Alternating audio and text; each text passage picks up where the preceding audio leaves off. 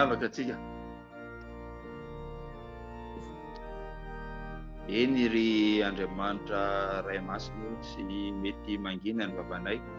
midera sy mankalaza anaranao fa lehibe ny fitiavanao ary tsy takatsy ny sainay.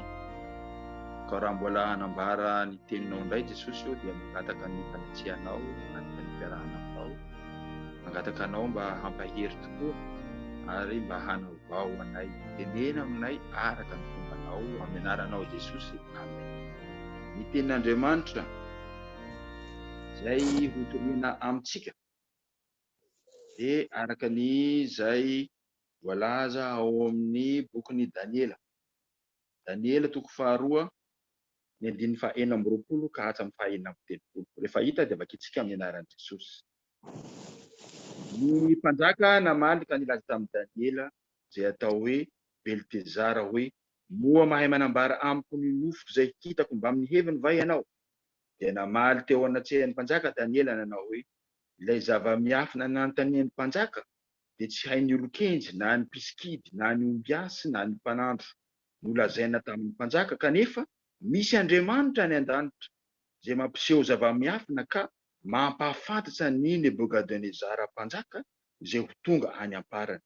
Ny nofinao sy ny fahitany lohanao teo amin'ny fararanao dia izao: ny aminao ry mpanjaka raha nanjy ianao dia tonga ny eritseritsao ny amin'izay ho avy ratsy izay, ary izay mampiseho zava-miafina dia mampahafantatra anao izay ho avy. Ary raha izaho aza dia tsy noho ny fahendrena ananako mihoatra ny olombelona rehetra tsy akory no nampisehoana tamiko ny zava-miafina, fa ny mba hampafantarana ny mpanjaka ilay hevitra ka ahafantaranao ny eritseritsy ny fonao. Ianao ry mpanjaka nahita fa indro misy olona sarin'ny olona lehibe anankiray, izany sary izany dia lehibe sady mamirapiratra tsara ny joro teo anatsehanao izy, ary ny tarehiny dia matahotra, ny lohan'izany sary izany dia volamena tsara, ny tsatsany sy ny tsanjiny dia volafotsy, ny kibony sy ny feny dia varahiny, ny randrony dia vy, ary ny tongony dia visy tanimanga. Nijery ianao ambara-pahanisy vato voaendaka nefa tsy nendahan-tanana, ary namely ilay sary teo amin'ny tongony vy sy ny tanimanga izy ka nahatorotoro azy. Dia niara-torotoro ny vy sy ny tanimanga sy ny varahina sy ny volafotsy ary ny volamena ka tonga toy ny akofa teo am-pamolona fahavaratra, ary niopahony raovitra izy ka tsy nisy toerany, ary ilay vato namely ny sary dia tonga tendrombohitra lehibe afeno tany rehetra. Izany no nofy, ary holazainay eo anatseny mpanjaka koa ny hevitra. Ry Ray Masina mana masinanay amin'ny fahamarinana, ny teninao no fahamarinana. Amen. Ry hava-manala ao amin'ny tompo, ny fangatahany zareo izay niangavy ahy dia ny hoe mba havereno ny toroteny ny texte izay notoriana tany amin'ny isan-taonan'ny Toby Saint-Rémy dia mpifaliana ny izarana indray izany fotoana izany. Raha alohan'ny hanombohana dia tsara ho aiza, tsara ho antatsika hoe inona moa no anarana hoe Daniela. Raha ny anarana Daniela no jerevana sy anontanianantsika dia ny hoe Andriamanitra no mitsara, izany hoe teny entina ilazana koa ny mino izay matsoky an'Andriamanitra ary anambarana ny olona tena mino tanteraka zany ity Daniela ity, satria misy firaisana, misy firaisana tanteraka amin'Andriamanitra hoe Andriamanitra mihitsy no mitsara ny fahamarinany, ny fahatokeny an'Andriamanitra, ka anambarana ny mpino, entina ilazana ny mpino koa ity anarana ity. Ny mpaminany ry havana dia misy karazany roa ny mpaminany. Misy ireo mpaminany klasika izay ataontsika hoe mpitoriteny, na koa hoe mampianatra ny zanak'Israely na mampianatra ny olon'Andriamanitra sy manambara azy ny fahalemeny, ny tsy fahatanterahany, ny fisarahany amin'Andriamanitra, ka mitaona azy hibebaka, mitaona azy hiverina amin'Andriamanitra mba hahatonga indray ny fitahiany, satria ny fisarahana, ny tsy fanarahana ny sitrapony dia mitondra ady mafy, mitondra fahoriana, mitondra fahababoana, mitondra arety mandringana, mitondra zavatra maro teo amin'ireo zanak'Andriamanitra zay niala taminy, zay nivoana taminy, ka tonga tamin'ny ady mafy, tonga tamin'ny fahoriana mafy izy. Ka ny mpaminany no nampianatra, nitaiza ary namerina indray reto zanak'Andriamanitra reto hibebaka, namerina indray reto zanak'Andriamanitra hiverina amin'Andriamanitra mba hahatongana ny fitahiana, hahatonga ny fitahiana zay nisy teo amin'ny fiarovan'Andriamanitra azy, zay nisy teo aminy hatramin'izay. Ireo no ataontsika hoe mpaminany klasika, ary amin'ireo mpaminany klasika ireo koa, ireo teroteny zay notoriany no hitatsika sy vakiantsika isan'andro, vakiantsika ato amin'ireto boky reto, afa-tsy moa afa-tsy ny Elia sy Elisa zay mpaminady ampaminany, mpitoroteny, nitaiza, dia tsy de tena hoe nitorony amin'ny fibabahana loatsy izy fa nanao ny fahagagana. Ary ireo mpaminany anankiray karazany hafa, na tsy hoe ireo mpaminany klasika, dia ireo mpaminany apokaliptika, na ny hoe ny amin'ny laza, ny amin'ny fahitana ny eo amin'ny ho avy, zay isan'ireny zany i Daniela sy ny bokyny apokalipsy, zay manambara ny eo any amparany any. Ary ny fanambarana dia tsy toroteny hitaona amin'ny fibebahana fa sahala amin'ny fanalalana sarona, na hoe jery lavitra ny mpaminany ny ho any amin'ny avy ny amin'ny ho avy, ka tsy fitaomana amin'ny fibebahana tsony no ambarany, fa kosa ny amin'ny fanambarana ny amin'ny ady farany, de ny amin'ny hoe ny amin'ny Kristy sy ny antikristy, de ny amin'ny fanjakana roa zany zay hifanohitra, de ny antikristy, na roa hoe mpanohitra ny amin'ny fanjakan'Andriamanitra. De hita taratra amindreo zany, indrindra moa ny amin'ny bokan'ny apokalipsy. Saingy raha mijery ny amin'ny fanambarana ny amin'ny apokalipsy tsika, afa-tsy ny amin'ny toko telo voalohany, dia ny teny ho an'ireo fiangonana tsy ny amin'ny fanambarana ny amin'ny ho avy ny amin'ireo, fa hoe soratra ho amin'ny fiangonana fito, na hoe ireo toroteny ireo zay avahantsika. De sahala am'izany koa raha mijery ny amin'ny bokin'ny Daniela isika, de azontsika zaraina roa ny boky Daniela, ary eo amin'ny fizarana voalohany zao tenin'Andriamanitra zay anjarantsika izao, ary amin'ireo fizarana voalohany ireo, ny amin'ny toko Daniela voalohany ka hatrainy amin'ny fahafito, dia tsy tokony ho saratsarahana, fa raha ny tokony izy tokony ho novakiantsika hatrany amin'ny voalohany ka hatrany amin'ny farany ny isaky ny toko, satria misy tantara, misy fanambarana zay ahazahoana sy henoana, fanambarana zay azo raisina sy iainana avy hatrany ny isaky ny toko tsirairay avy. Ry havana, rao tenin'Andriamanitra zay anjarantsika sy ho zaraina amintsika zao, de ny amin'ny araka ilay lazaiko teo, ny amin'ny bokin'ny Daniela, de ny amin'ny hoe fampahafantarana ny zanak'Andriamanitra na ireo olona matoky an'Andriamanitra ny any amin'ny farany any, de ny hoe ny handresen'ny fanjakan'Andriamanitra sy ny hijoroan'ireo antikristy na ireo mpanohatra any zanak'Andriamanitra, mpandaha ny amin'ny hiavian'ny hisehoan'Andriamanitra zanak'Andriamanitra amin'ny heriny sy ny voninahiny eny amin'ny rahony lanitra. Ka mitaona antsika, mitaona an'ireo zanak'Andriamanitra zao tenin'Andriamanitra zao, ary raha mijery an'ity tenin'Andriamanitra ity isika, de manambara mpanjaka, mananjara mpanjaka zay Nebukadnezara, zay tsy iza na ny tantara zay lazainao de hoe karazana hoe hitaomana ny olona, satria ny zavatra sahala amin'ny lazainy de tsy amin'ny ny contexte zay lazainy zao teny zao, dia ny boky nanoratana ny Daniela de taty amin'ny taona fa 163 taty, zany hoe mpanjaka hafa, Antiokosy, no nanjaka tamin'izany fotoana zany, fa tsy Nebukadnezara zay 6 siècle mialoha, ary nisy fanjakana efatra ny fandiby mandra-pahatongany amin'izao fanjakana zao zay ny fanesy sy ny fandiby ary nampahory sy ny taona ny reto zanak'Andriamanitra reto hiala nanerana azy mihitsy hisitaka hiala amin'Andriamanitra. Ary eto amin'izao taona nanoratana an'izao bokon'ny Daniela zao dia hoe ny tonga teo amin'ny faratampony mihitsy ny fanerenan'ny zanak'Israely hiala amin'ny fanompoana an'Andriamanitra fa tsy hivavaka ny fanarana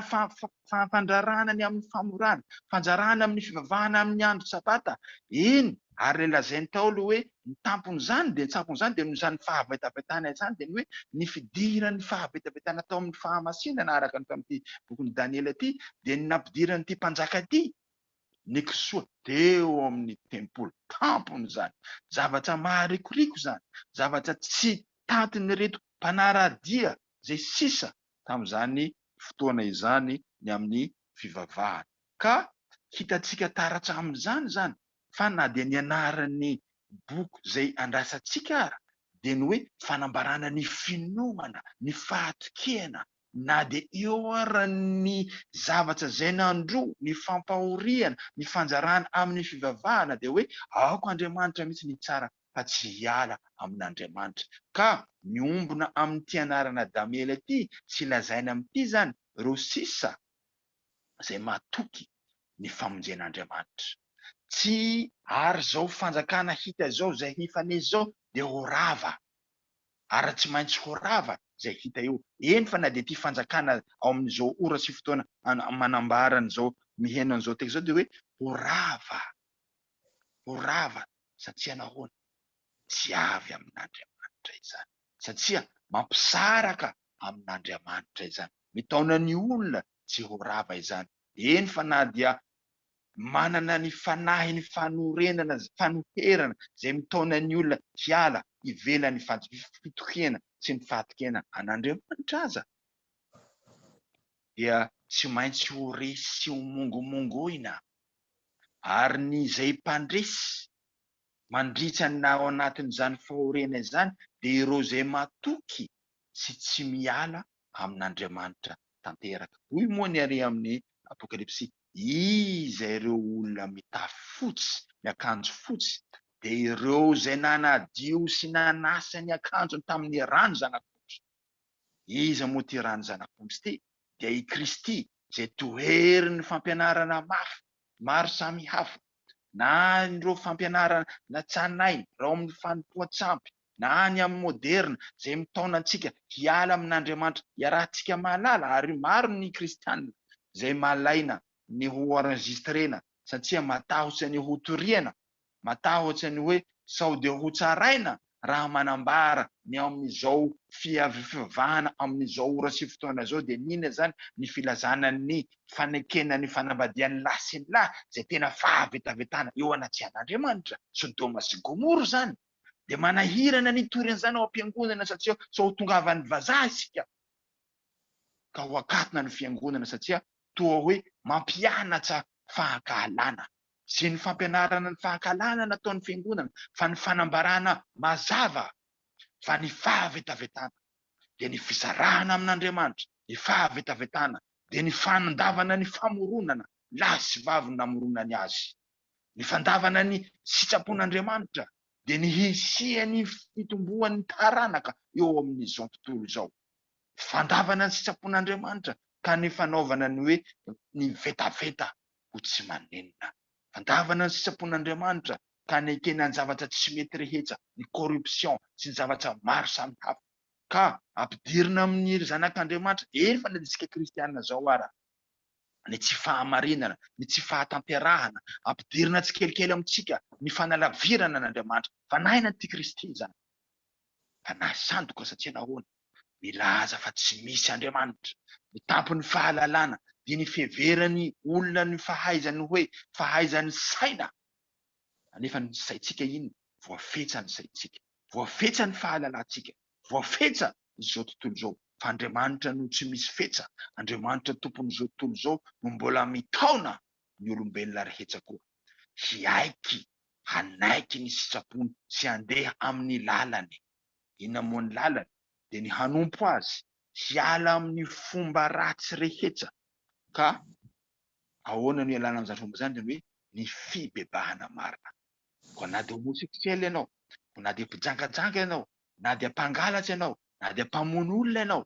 eny, fa na dia mpanodogody mbola mpiangonana ianao, eny, na dia manao zavatra tsy marina ao am-piangonana ianao, dia mbola ora sy fotoana izao hialana amin'izany fomba tsy marina rehetra izany. Io le hoe hanasa ny akanjony amin'ny rany Kristy, zany hoe hitafy ny fahamarinan'i Kristy, hiantoka eo am-potsiny hazo fijalian'i Jesosy. Ka hanaiko hoe izy no tena zanak'Andriamanitra be, avy hanaisa ny faotan'izao tontolo izao. Ka ny fambarana hafa akoatra ny hazo fijaliana dia izay nataontsika hoe sandoka zany. Ny fanambarana hafa afa-tsy le Jesosy izay voakombo tany Nazarena nitsangana tamin'ny maty, ka efa nandresy ny fahafatesana, koa iombona amin'izany fitsanganan'i Jesosy zany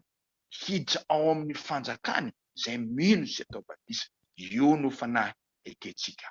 io no fanahy ny fahamarinana izay mitaona antsika hibebaka, mitaona antsika halala ny sitrapo. Koa naiza misy ahy,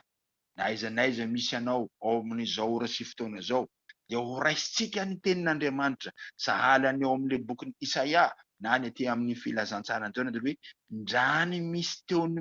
feony miantso mafy any anefitra, any amin'izay andehanesantsika any, mitaona antsika raha ao anatin'ny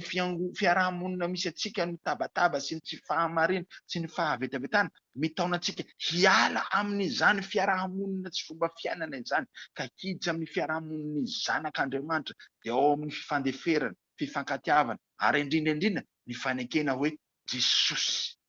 no tompo sy Andriamanitra. Jesosy no ilay zanak'ondrin'Andriamanitra nandatsaka ny ainy hamondry izao tontolo izao. Koa raha any ivelany indray sika, any amin'ny fitokanana, any anefitra, any izay tsy mandre ny tenin'Andriamanitra, dia taoma koa sika, zany hoe any amin'izay taonana toerana misy antsika rehetra izao, handravana ny fiavonavonana, ny tsy fifankahalana, ny tsy fifankatiavana, ary indrindra handravana ny fandavana ny fisian'Andriamanitra, ny fandavana ny fitsanganan'i Jesosy Kristy tamin'ny maty. Zany no tian'ilay ratsy ho atao sy ho ampianarina antsika, dia ny fanambarana hoe tsy misy Andriamanitra, ny fanambarana hoe tsy misy ny asan'ny fanahy masina, fa ny fiheveran'izao tontolo izao no tiany hasisika amintsika. Koa hitantsika amin'izao ora sy fotoana izao ry havana, raha mijery ny eto ny any Frantsa isika, dia ina moa ny hita? Dia ampianarina ny zaza, ampianarina ny fiarahamonina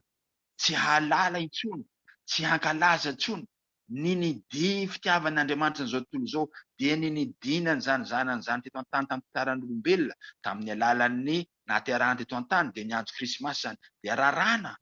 na dia ny fankalazana tsotra ny zaza. Dia zany hoe hoesorina hatrany amin'ny zaza vao hitombo, hisandratra, handray fampianarana mihitsy ny fisian'izany atao hoe famantarana ataon'Andriamanitra, dia ilay hanananaka ny heritry tsy ekeny izao tontolo izao zany. Zavatra rehetra izay manondrotondro na mahofopofona